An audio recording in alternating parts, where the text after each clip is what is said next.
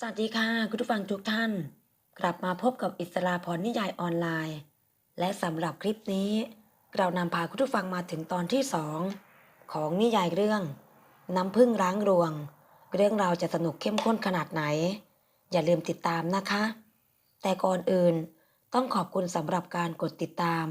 กดไลค์กดกระดิ่งเพื่อเป็นกำลังใจให้กับผู้อ่านและคุณผู้ฟังสามารถติชมมาได้ที่คอมเมนต์ด้านล่าง เพื่อเราจะได้นำมาปรับปรุงน้ำผึ้งร้างรวงเชิญรับฟังค่ะเขามีเหตุผลจริงๆนักรันดาบอกกับพี่นันทางโทรศัพท์เมื่อเขาโทรมาถามข่าวคราวความคืบหน้าเหตุผลอะไรพี่นันไม่รั้งรอเลยที่จะถาม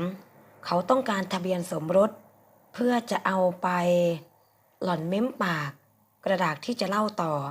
ถึงแม้ว่าพี่นันจะเป็นเพื่อนสนิทก็ตามทีเอาไปทำอะไร พี่นันไม่ยอมปล่อยคำตอบให้หลุดลอยไป เขามีเหตุผลของเขา แต่เขาไม่ได้รักฉันเลย ก็น่าจะรู้ตั้งนานแล้ว พี่นันพูดตามที่คิด หญิงสาวชะงัก หล่อนเองก็พอจะเดาความจริงออก แต่หัวใจยังยอมรับไม่ได้ ว่าตนเองไม่มีความหมายอะไรต่อเขาเลยนักรันดา ชายหนุ่มเรียก เมื่อหล่อนเงียบเสียงลงไปหืมนักรันดาครางตอบ เสียงระโหยโรยแรง เขาบอกอะไรอีก เขาถามเร่ง เขาจะคืนอิสระให้คุณหรือเปล่า คืนไหม อีกไม่นาน เขาก็คงจะหย่าให้ ทำไมต้องรอเวลาล่ะ เขาต้องการอะไรกันแน่ เขาคงรอทำความเข้าใจกับคนรักของเขามั้ง เขามีคนรักแล้วหรือ พี่นันถามเสียงสูง ใคร คงจะสวยมากเลยใช่ไหม สวยมาก สูงสักมาก เสียงและหล่อนแผ่วก็แค่เดาเท่านั้น หล่อนยังไม่เคยเห็นหน้าตาตัวจริงของผู้หญิงในดวงใจเขาเลย สูงสักด้วย เป็นใครมาจากไหนล่ะ ไม่รู้ หญิงสาวถอนหายใจ สูดจมูกเบาๆนารันดา เป็นอะไร เขาเพิ่งตระหนักถึงความผิดปกติ เปล่า หญิงสาวปากแข็ง ก็ดีเหมือนกันนะ ได้รู้ความจริงแบบนี้ จะได้ไม่ต้องมาเดากันอีก เขาจะต้องชดใช้ให้คุณจนสาสม เขาให้มามากแล้ว ผู้หญิงธรรมดาคนหนึ่ง ได้มายืนอยู่ตรงนี้ มีบ้าน มีรถ มีเงินทอง มีทุกสิ่งทุกอย่าง โดยไม่ต้องไขว่คว้าหาด้วยลำแข้ง ก็นับว่าโชคดีแล้วไม่ใช่หรือ เขาบอกว่าจะให้สมบัติกับคุณหรือ เขาให้มากแล้ว ยังจะโลภเอาอะไรอีก เสียงหล่อนแหบแห้ง พอแล้ว ขอกระเป๋าเสื้อผ้าใบแค่เดียวใบเดียวก็พอ ก้าวเดินออกจากบ้านหลังนี้ ไม่ได้ ไม่ยุติธรรม เธอเป็นผู้หญิง จะใช้ความเป็นผู้หญิงกอบโกยเอาอะไรจากเขานักหนา ไม่ใช่กอบโกย แต่เป็นหน้าที่ที่ผู้ชายต้องดูแล รับผิดชอบ เขาไม่ได้รักฉันนะ เสียงหล่อนสะเทือนใจชัดเจน แล้วคุณรักเขาหรือ พี่นันสะดุดใจ หญิงสาวนิ่งเงียบ ไม่อาจจะตอบคำถามนั้น หล่อนก็เลยผ่านคำถามประโยคนั้น ด้วยลมหายใจแผ่วบาง คุณรักเขาได้อย่างไร คุณแทบไม่รู้จักเขา ฉันรู้จักวิญญาณของเขา บ้านของเขา ของใช้ของเขา และเสื้อผ้ารวมถึงบริวารของเขาทั้งนั้น อย่าอ่อนไหวสินรันดา เขาปราม ไม่หรอก ฉันไม่หวั่นอะไรอีกแล้ว อะไรจะเกิดก็ต้องเกิด พ่อแม่คุณใจร้ายมาก เขาต่อว่าทำอย่างนี้กับลูกสาวได้อย่างไร ไม่คิดถึงจิตใจกันบ้างเลย พ่อแม่คงมีความจำเป็น หล่อนแก้ต่างให้จำเป็นแค่ไหน ก็ไม่ควรขายลูกสาวกิน อย่าว่าท่านเลย เสียงหล่อนเครือ มันเป็นกรรมของฉัน เขาจะให้ เขาจะเอาคืน หรือว่าเขาจะทำอย่างไรกับฉัน ก็ตามใจเถอะ เขาของคุณช่างยิ่งใหญ่เหลือเกินนะ ชายหนุ่มประชด เป็นพระเจ้าจุติมาหรือไง ไม่ได้หมายถึงอภิพัฒน์หมายถึงเจ้ากรรมนายเวรของฉัน ฉันอาจจะเคยทำร้ายใครไว้มั่ง เขาถอนใจ รู้สึกหนักใจ ทำใจดีๆไว้นะนักรันดา ฉันไม่ได้เป็นอะไรสักหน่อย ยังหายใจสบาย แต่หัวใจคุณจะเจ็บปวด ถ้าคุณเผลอใจผูกพันกับเขา ไม่ล่ะ รู้อย่างนี้ ก็ไม่มีทางผูกพันอีกแล้วเขามีเจ้าของหัวใจแล้วนะพี่นันพูดจาตอกย้ำหล่อนเม้มปากหัวใจหวั่นไหวโหยให้โหยหาอย่างบอกไม่ถูกเคยคิดว่าเขาเป็นของหล่อนมานานนานใครถามหล่อนก็บอกอย่างนั้นใครเห็นก็รับรู้รับทราบไปตามเนื้อความแต่การกลับมาเป็นว่าเขาเล่นตลกและหล่อนก็เป็นตัวประกอบในเรื่องตลกโปกฮาของเขาน่าเจ็บใจเหลือเกินอยากจะเห็นหน้าผู้หญิงคนนั้นจริงๆจู่ๆพี่นันก็พูดขึ้นถ้าเขาตกลงกันได้อีกหน่อยก็คงจะได้เห็นละเขามีปัญหาอะไรกันพี่นันสงสัยเรื่องฐานะต่ำต้อยด้อยศักดิ์ศรีใช่ไหมโอเคอภิพัฒน์อาจจะร่ำรวยกว่าเรามากแต่เมื่อเทียบกับผู้หญิงคนนั้นเขาอาจจะจนหรือไม่มีหน้าตาทัดเทียมฝ่ายหญิงครอบครัวฝ่ายหญิงก็เลยรังเกียจไม่ใช่เรื่องฐานะหรอกอภิพัฒน์เขามีมากกว่าที่คุณคิดแต่ก็ใช่ครอบครัวของฝ่ายหญิงรังเกียจเขาจริงๆผมเดาว่าคงจะเป็นเจ้าหญิงแน่ๆคุณเดาถูกหล่อนหายใจสะท้านจริงหรือเจ้าหญิงอะไรอยู่ในราชวงศ์ไหนเธอคงจะสง่างามมากแล้วเสด็จพ่อเสด็จแม่และพระประยุรญาติของเธอก็คงจะหวงเธอเหมือนกับไข่ในหินใช่หวงจริงๆแต่ไม่ใช่เสด็จพ่อเสด็จแม่ของเธอเป็นพระสวามีของเธอต่างหากล่ะอะไรนะเสียงพี่นันเหมือนคนสำลักฉันไม่รู้เรื่องราวรักสามเศร้าของเขาหรอกรู้แต่ว่าเขากำลังลำบากถูกสามีขององค์หญิงเล่นงานเอาแทบจะเนรเทศเขาออกนอกประเทศเลยด้วยซ้ำเขาก็เลยต้องหาเกราะป้องกันตัวคือฉันไม่ใช่ลูกผู้ชายเลยแก้ปัญหาไม่ได้ก็ดึงเอาผู้หญิงตัวเล็กๆเข้าไปเดือดร้อนด้วย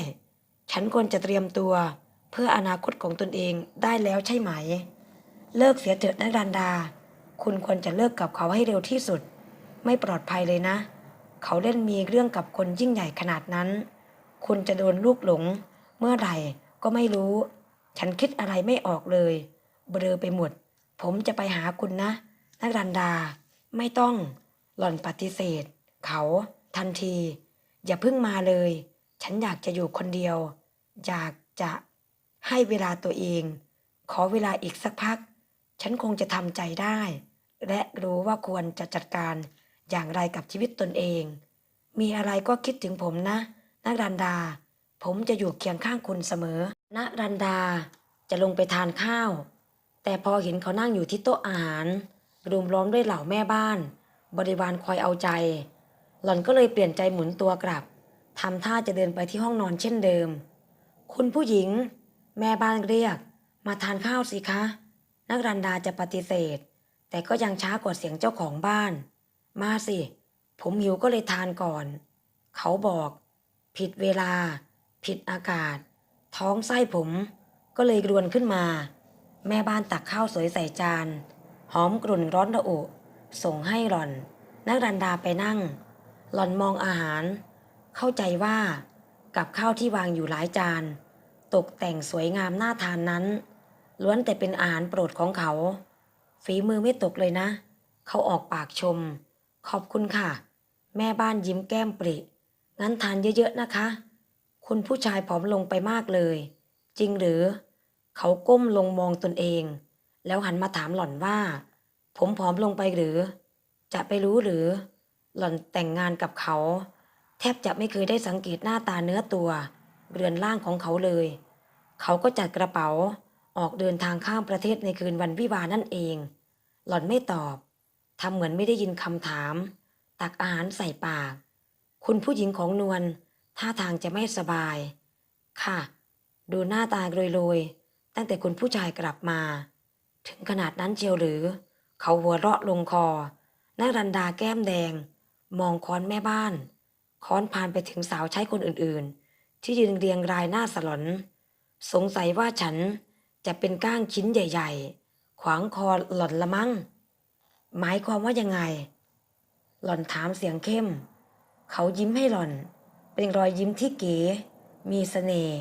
มีประกายตาแวววาวพราวแสง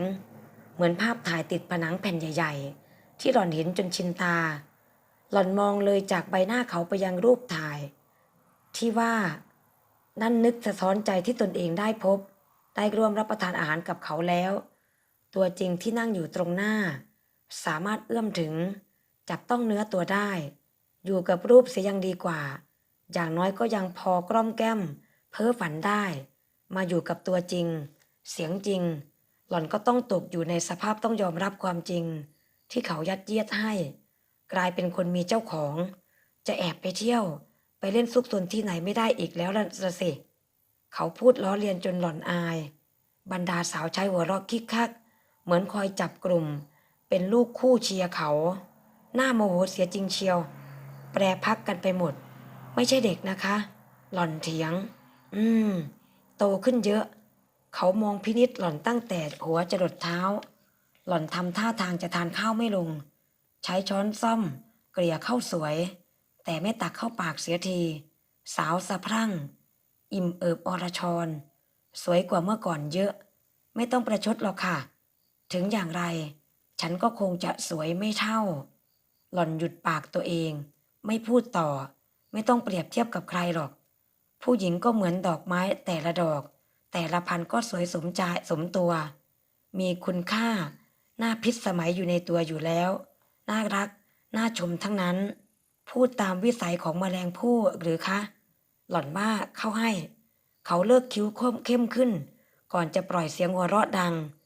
ไม่ได้ยินเสียงหัวเราะของคุณผู้ชายตั้งนานแล้ว แม่บ้านว่า บ้านนี้เงียบเหงาไปตั้งนาน คุณผู้ชายกลับมาคราวนี้ อย่าไปเมืองนอก เมืองนาอีกเลยนะคะ หยุดการเดินทางเถอะค่ะ แล้วฉันจะเอาอะไรกินล่ะแหมเงินจากกองกลาง เดือนหนึ่งน้อยเสียเมื่อไรที่ไหน มันจะน่าภูมิใจเหมือนกับการไปหามาเองได้อย่างไรนักรันดาฟังแล้ว รู้สึกหมั่นไส้ อดเหยียดรอยยิ้มเยาะไม่ได้ เขาเห็นพอดี จ้องมองหล่อนด้วยดวงตาคมกริบ หล่อนเบือนหน้าหนีทำเป็นไม่รู้ไม่ชี้ อีกอย่าง คนบางคนแถวนี้ คงไม่อยากให้ฉันอยู่หรอก ใครคะ คุณผู้หญิงหรือคะ ไม่มีทางหรอกค่ะ แม่บ้านออกปากรับรองแทน รู้ได้อย่างไร ชายหนุ่มแซงถาม คุณผู้หญิงคิดถึงคุณผู้ชายจะตาย ทุกครั้งที่นั่งทานข้าว เธอจะมองรูปคุณผู้ชายเสมอ บางทีก็ยิ้มให้รูป บางทีก็นั่งคุยกับรูป เหมือนรูปเป็นตัวแทนของคุณผู้ชาย เขามองหน้าหล่อนอย่างแปลกใจ ในขณะที่หล่อนวางหน้าไม่ถูก แทบจะวางช้อนซ่อมลงทันที แม่บ้านพูดความจริง และหล่อนเถียงไม่ออก พร้อมกันนั้น ก็รู้สึกอาย จนหน้าร้อนแดงเถือกไปหมด หล่อนหยิบแก้วน้ำเย็นดื่มทำท่าจะใช้น้ำดับความขืนอายร้อนเผานั้น แต่แล้วด้วยความลนลาน มือหล่อนก็เลยปัดแก้วน้ำจนมันพลิกน้ำกระฉอกไหลท่วมโต๊ะ อุ๊ยหล่อนตกใจรีบลุกขึ้น ขาหล่อนยันเก้าอี้ จนมันแทบพลิกคว่ำลงไปทำให้บุรุษที่นั่งข้างๆต้องรีบลุกขึ้นมารับ เขาดึงแขนหล่อนให้พ้นจากการรัศมีการหกรถของแก้วน้ำนั้น บรรดาสาวใช้รีบเข้ามาทำความสะอาด เช็ดโต๊ะเก็บแก้วกันจนดูวุ่นวาย หล่อนยืนชิดกายเขา เงยหน้ามองเขาด้วยดวงตาเบิกกว้าง หัวใจเต้นระทึก สัมผัสได้ถึงไออุ่นอบอวลและบางอย่างจากเพศชาย ชวนให้หวั่นไหววาบหวาม ให้ตายเถอะ ในความรู้สึกที่ประหลาดนั่น หล่อนหึงหวงเขา รัน เป็นอะไรนะลูก ร้องไห้ทำไม มารดาถามอย่างตกใจ เมื่อเห็นลูกสาวตาแดง จมูกแดง เหมือนคนผ่านความเศร้าโศกมา รันจะกลับมาอยู่บ้าน หล่อนบอกทำไมล่ะลูก แม่ถาม เป็นเวลาเดียวกับที่พ่อ เดินมาเห็นเหตุการณ์เข้าพอดี เขากลับมาแล้ว รันจะหน้าด้านอยู่กับเขาได้อย่างไร ลูกหมายถึงใคร คุณอภิพัฒน์หรือ ลูกสาวสูดจมูก ในตาชื้นฉ่ำ แม่จับมือลูกสาวบีบ เดาไม่ออกว่าเกิดเรื่องอะไรขึ้น ทำไม เกิดอะไรขึ้น เขากำลังแกลูกหรือ ลูกสาวมองหน้าพ่อแม่อย่างตัดพ้อ รู้สึกเหมือนถูกพ่อแม่รังแกมากกว่า แต่หล่อนก็ไม่พูดอะไรออกมา จนแม่ต้องถามซ้ำ เขาทำอะไรลูก มารดาเขย่ามือหล่อน เขาไม่ได้ทำอะไร เขาให้รันเท่าที่จะให้ได้ แม้แต่ความเป็นอิสระ หล่อนพูดช้าๆ พ่อแม่มองหน้ากัน พอจะเดาเหตุการณ์ได้ เขาไม่ได้รักรันพ่อแม่ก็รู้ใช่ไหมท่านรู้แน่และถึงกับพูดอะไรไม่ออกไปเลยรันไม่ถามหรอกว่าพ่อแม่ยกรันให้เขาได้อย่างไรพ่อแม่กำลังลำบากถ้ารันอยู่ในฐานะที่ช่วยเหลือได้รันก็ควรทำใช่ไหมคะรันพ่อเรียกชื่อรันแล้วก็นิ่งอึ้งไปเขากลับมาแล้วไม่รู้ว่าจะอยู่นานแค่ไหนหรือบางทีอาจจะมีใครบางคนตามเขามาทีหลังใครบุพการีถามพร้อมกันพ่อแม่ไม่รู้หรือคะไม่รู้จริงๆหรือคะรันมีเรื่องอะไรก็เล่าให้แม่ฟังให้หมดเถอะเราจะได้ช่วยกันแก้ปัญหารันต่างหากที่ควรจะถามพ่อแม่พ่อไปตกลงอะไรกับเขาก่อนที่จะให้รันแต่งงานกับเขาพ่ออึดอัดให้คำตอบไม่ได้ใบหน้านั้นแดงเข้มเหมือนละอายใจลูกสาวนิ่งนานรอฟังคำตอบคำอธิบายหรืออะไรก็ได้ที่หลุดออกมาจากปากพ่อบางทีอาจจะทำให้หล่อนรู้สึกดีขึ้นตอนนั้นเขาต้องการแต่งงานพ่อเอื้อนเอ่ยเขากำลังมีปัญหากับผู้สูงศักดิ์ชาวต่างชาติแม่ไม่ถามเพราะพอจะทราบเรื่องราวคร่าวๆเขาต้องการทะเบียนสมรสเหมือนต้องการยันปกป้องตนเองกับใครก็ได้ใช่ไหมคะเสียงลูกสาวร้าวรานไม่คือพ่อก็ยังลังเลเขาเลือกลูกทำไมเขาถึงเลือกรันหล่อนอยากทราบที่จริงรูปร่างหน้าตาเขาดีมากฐานะของเขาก็อยู่ในระดับดีถ้าเขาจะหาผู้หญิงมาแต่งงานด้วยสักคนคงไม่ใช่เรื่องยากถึงแม้ว่าจะเป็นการแต่งงานหลอกๆก็ตามทีคงมีผู้หญิงหลายคนยินดีพ่อมองหน้าลูกเมียอย่างอึดอัดใจไม่ใช่ว่าพ่อจะยินดีส่งเนื้อเข้าปากเสือนะอืมที่จริงเขาก็ไม่ใช่เสือเขาเป็นสุภาพบุรุษพอสมควรพ่อขอคำสัญญาจากเขาข้อหนึ่งเขาก็ยินดีทำตามคำสัญญาอะไรคะลูกสาวถามถ้าเขาไม่ได้รักลูกหรือลูกไม่ได้รักเขาเขาก็ไม่มีสิทธิ์แตะต้องเนื้อตัวลูกให้มีมนทินเขาลวนลามลูกหรือเปล่ามารดาถามเขาไม่แตะลูกหรอกค่ะลูกไม่อยู่ในสายตาเขาลูกไม่สวยไม่เลอเลิศอลังการเหมือนใครบางคนรันพูดเหมือนหึงหวงมารดาตั้งข้อสังเกตณรันดาชะงักใบหน้าแดงซ่านหนักขึ้นไปอีกถึงขนาดไม่กล้าสบตาพ่อแม่ตายจริงรันรักเขาหรือลูกแม่ตกใจนักรันดาไม่ตอบรับแต่ก็ไม่ปฏิเสธหญิงชายวัยกลางคนถอนใจอย่างหนักหน่วงรู้สึกหนักใจเป็นไงล่ะคุณคิดว่า